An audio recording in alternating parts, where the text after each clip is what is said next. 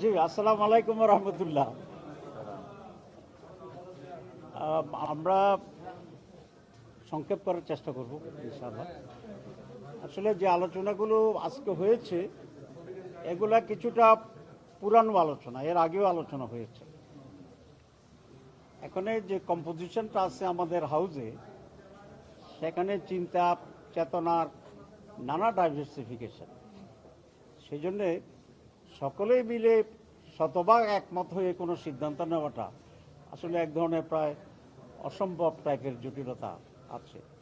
তো এই দিকটা কীভাবে মিনিমাইজ করা যায় একটা উপায় বের করার জন্য আমরা চেষ্টা করছি। এটা হচ্ছে একটি মৌলিক কথা। নাম্বার 2, যেটা আজকে আলোচনা হয়েছে, প্রথম যে আলোচনা ছিল সেটা হচ্ছে আমাদের কতগুলো সাংবিধানিক কমিটি যেগুলো আছে সেই সব ব্যাপারে একটি অ্যাপয়েন্টমেন্ট অথরিটি তৈরি করার ব্যাপারে, যেটাকে আগে ন্যাশনাল কনস্টিটিউশন কাউন্সিল বলা হয়েছিল, সেটা একটু নাম পরিবর্তন করে সাংবিধানিক এবং সংবিধিবদ্ধ সংস্থার নিয়োগ কমিটি হিসাবে এটাকে করা হয়েছে। এটা কারণ ছিল এনসিসির ব্যাপারে ব্যাখ্যায় কারো কারো একটি বিভ্রান্তি ছিল যে এটা সরকারের চেয়ে হায়ার বডি কিনা, আসলে তেমন কিছু না। এক্ষেত্রে আমরা বলেছি যে একটা স্থায়ী সাংবিধানিক কমিটি থাকা অত্যন্ত জরুরি। বর্তমান যে পদ্ধতিটি আছে সেটাও সাংবিধানিক কমিটিগুলো কিন্তু স্বাধীন, এটা কোনো এক্সিকিউটিভ বডির উপরে ডিপেন্ডেন্ট না। যেমন নির্বাচন কমিশন গঠন করা, তারপরে আমাদের দুর্নীতি দমন কমিশন গঠন করা, পাবলিক অ্যাকাউন্টস কমিশন গঠন করা, ইত্যাদি ইত্যাদি, মোট 5-6টা। আগে যেভাবে হতো সেটা হচ্ছে প্রত্যেকটা কমিটি নিয়োগের আগে একটা সার্চ কমিটি করা হতো। সার্চ কমিটি প্রস্তাবনা তৈরি করত এবং সেই প্রস্তাবনার ভিত্তিতে প্রেসিডেন্ট এটাকে নিয়োগ দিত। তো এটা বলার জন্য ব্যাখ্যাটা এই যে সমস্ত কমিটি কখনোই প্রধানমন্ত্রীর অধীন ছিল না এবং এক্সিকিউটিভের সাথে এটা কোনো রিলেশন না, এটি ইন্ডিপেন্ডেন্ট কাজ করেছিল।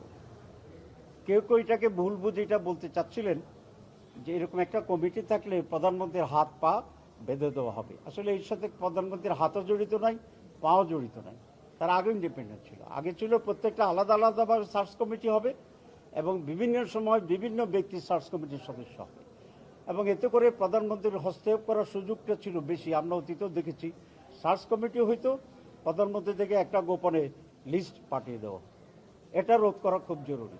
এই জন্য আমরা বলেছি যে একটা উচ্চ পাওয়ার বিশিষ্ট স্থায়ী কমিটি, কনস্টিটিউশন কমিটি থাকবে, যেখানে প্রধানমন্ত্রীর হস্তক্ষেপের উপরে হস্তক্ষেপ হবে, যাতে প্রধানমন্ত্রী বা অন্য কোনো এক্সিকিউটিভ হস্তক্ষেপ করতে না পারে।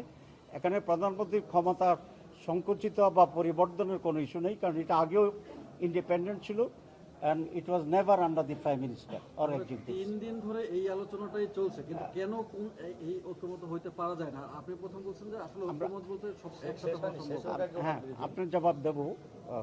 তো সেই জন্য এই কনসেপ্টটা ক্লিয়ার হওয়া দরকার যে এই ধরনের একটি বডি, কনস্টিটিউশন বডি গঠনের মাধ্যমে প্রধানমন্ত্রীর ক্ষমতার হস্তক্ষেপের কোনো সুযোগ নেই, আগেও ছিল না। এটাকে এনশিওর করার জন্য এটা করা হচ্ছে। 2, এটার যে কম্পোজিশন, সেই কম্পোজিশনটাও এখানে ব্যালেন্স করা আছে। যেমন প্রধানমন্ত্রী এটা মেম্বার থাকবেন, লিডার অফ দি অপোজিশন এটা মেম্বার থাকবেন, স্পিকার যদি আপার হাউস থাকে তাহলে আপার হাউস এবং লোয়ার হাউসের স্পিকার থাকবেন। প্রধান বিচারপতিকে রাখা হয়েছিল, এটা আমরা মাইনাস করেছি, একদিন বলেছিলাম।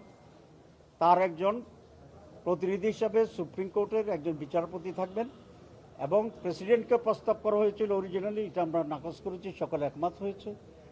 প্রেসিডেন্টের পক্ষ থেকে একজন প্রতিনিধি এখানে থাকবেন। সুতরাং এখানে গভর্নমেন্টও আছে, গভর্নমেন্টের বিরোধী যারা তারাও আছে এবং আরও দেশের রেসপেক্টেবল পার্সোনালিটিজ এখানে কম্বিনেশন আছে। এটা আমরা দেশের জন্য অত্যন্ত জরুরি মনে করি। দেখেন, এখনও আমরা বলি যে আওয়ামী লীগের ভূতেরা সচিবালয়ে এখনও সচিব রয়ে গেছে, তাহলে ভূতের আসর তো হয়েছে। এখন ভূতের আসরমুক্ত, নিরপেক্ষ, যোগ্য, মেধাবী, ডিজার্ভিং লোকেরা যেন এই সমস্ত জায়গায় অ্যাপয়েন্টমেন্ট পায়, সেই জন্যই আমরা পজিশন এবং আরও রেসপেক্টেবল লোকদেরকে নিয়ে একটা ব্যালেন্সড কনস্টিটিউশনাল কমিটি গঠনের প্রস্তাব দিয়েছি। এটার সাথে আমরা একমত। এটা হচ্ছে না, এই জন্যই বলেছি এখানে বিএনপির আপত্তি আছে। বিএনপি কনস্টিটিউশন কমিটি এরকম গঠন করুক, এটা তারা এগ্রি করছে না। তো অধিকাংশ মোর দেন 2/3 এটার সাথে এগ্রিমেন্ট করা হয়েছে। তো আমরা এই জন্য আজকেও কনক্লুশন হয়নি, কিছু আবার রিফর্ম করা হয়েছে, একটু পরিবর্তন করা হয়েছে, করার পরে আরও কাছাকাছি আসা যায় কিনা, কারণ এগুলো অত্যন্ত গুরুত্বপূর্ণ এবং যত বেশি ক্লোজার হওয়া যায়, একমত হওয়া যায়, তাতে কল্যাণ বেশি। এই জন্য আমি রিফর্মস কমিটি যারা আছে পরিচালক, তাকেও আমি ধন্যবাদ জানাই যে সে অধিকতর ধৈর্য সহকারে, মাঝে মধ্যে অনেকের ভিতরে একটু তৈরি হয়, কিন্তু উনি খুবই ধৈর্য সহকারে আরও ক্লোজার করার জন্য চেষ্টা করছেন। আমরা আশা করি এটা জাতির স্বার্থে, স্মুথনেস অফ দি গভর্নমেন্টের সাথে, নিরপেক্ষতার সাথে সকল স্টেক হোল্ডাররা এটা মেনে নেবেন। কারণ না হলে আবার আমরা স্বৈরাচারের দিকে যেতে পারি, আবার সেই রাজনৈতিক দুর্বৃত্তায়ন যেটা, ক্ষমতার যেটা, সেটা আমরা যেতে পারি। আমি মনে করি এরকম সংস্কারবিহীন একটি নির্বাচনের যদি আমরা এগিয়ে যাই, সেই নির্বাচন দেশের পরিবর্তন আনবে না, আবার ব্যাক টু দি প্যাভিলিয়ন হয়ে যাবে। এবং এরকম নির্বাচন, অনিশ্চিত নির্বাচনে দেশের মানুষ যাবে কি না সেটা মানুষকে আবার ভাবতে হবে। তো এটা হচ্ছে এই। আর যেটা আপার কক্ষ, আমি আরেকদিনও বলেছিলাম, আমরা ইন প্রিন্সিপাল বাইক্যামেরাল পার্লামেন্টের সাথে ব্যাপারে আমরা একমত আছি। উপর কক্ষ যেটা আছে সেটা যেন একটু এক্সপান্ডেড হয়, শুধু এমপিদের ভোটে যেন না হয়ে যায়, তাহলে তো একই দলের একই রিফ্লেকশন হবে।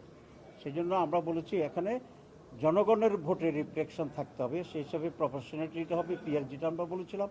এখানেও মোর দ্যান 2/3 ইতিমধ্যেই মত প্রকাশ করেছেন পজিটিভলি, বাকিটা এখন আলোচনা প্রভাবন আছে। একটু ডিফিকাল্ট হলেও time will solve, I think. এবং ন্যাশনাল ইন্টারেস্টের ব্যাপারে আমরা সকল রাজনৈতিক দলেরা ঐক্যবদ্ধ হইতে হবে, এটাই দেশের জন্য প্রয়োজন এবং কল্যাণ। আপনাদের সবাইকে ধন্যবাদ। জি, তো থ্যাংক ইউ ভেরি মাচ। বাংলাদেশের সমৃদ্ধি, ইতিহাস এবং সম্ভাবনার নতুন দিগন্ত।